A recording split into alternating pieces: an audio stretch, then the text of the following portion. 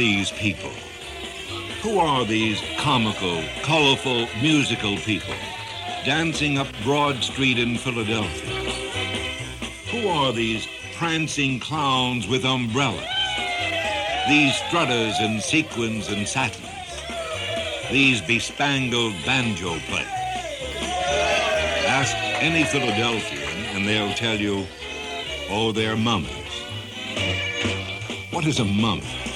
Why do thousands of people from the Philadelphia area turn into happy-go-lucky mummers every New Year's Day and frolic up Broad Street from dawn to dusk while hundreds of thousands of clapping, singing spectators watch?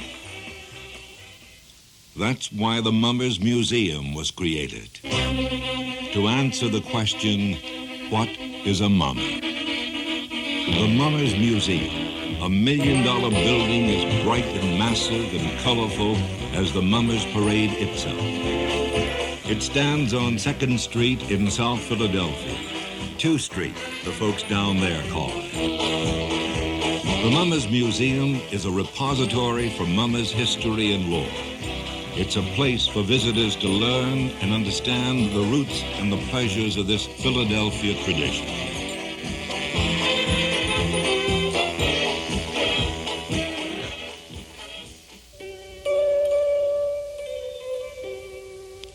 The dictionary says, mummer, one who acts or plays in a mask or costume.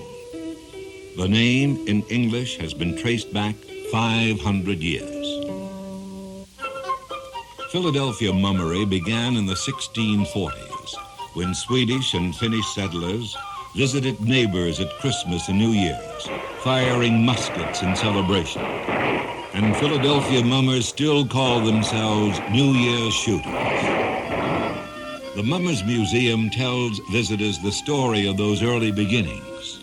It explains how English and Welsh and Scots-Irish settlers in the 1680s added their old country mummer customs, reciting poems and acting out little plays in their neighbors' homes. How German bell snicklers added clown-like masquerades to the growing tradition.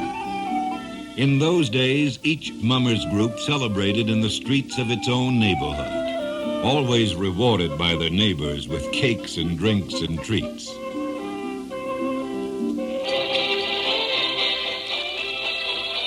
Visitors to the Mummers Museum learn how the mummers were brought together for the first time in 1901 in one gigantic festival on Broad Street on New Year's Day, competing for prizes offered by the city of Philadelphia.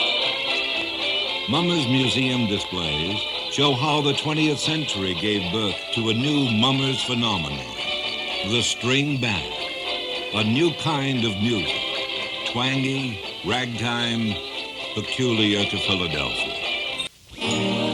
Mummery weaves so deeply into the life, the very soul of Philadelphia, that it was inevitable that Philadelphia should have a permanent monument to mummery that captures the dazzling spirit of New Year's Day all year round. The Mummers Museum tells the story of ordinary, hard-working people in the Philadelphia area who devote most of their spare time all year long to mummery. Everything they do is aimed toward that spectacular all-day New Year's parade. A mummer may be a truck driver, a computer technician, a carpenter, a teacher. But they're people with music in their hearts, dancing in their feet, and tradition in their blood. To the average observer, the mummers are just a bunch of people putting on a show and having fun. But the mummers and their fans watch the New Year's parade with a different eye. The Mummers Museum explains that difference. Rigid rules govern the awarding of the coveted prizes. There are fine points of mummery that distinguish trio clowns from trio pantomime clowns, or a king clown from a king jockey. The Mummers Museum is filled with a spirit of mummers clubs that struggle all year long, holding fundraising events, collecting donations door to door, even borrowing to raise many thousands of dollars to pay for their dazzling suits. So they can compete on New Year's Day, the Mummers Museum gives visitors a feeling of the fascination mummery has for the paraders.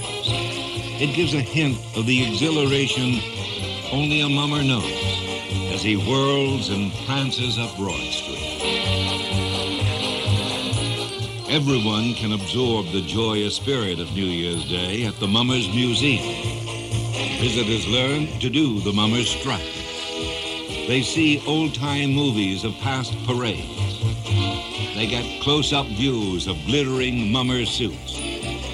They have a push-button opportunity to play their own string band music, instrument by instrument. They can even see themselves in a mummer's suit. For the more serious student of mummers folklore, there is a research library.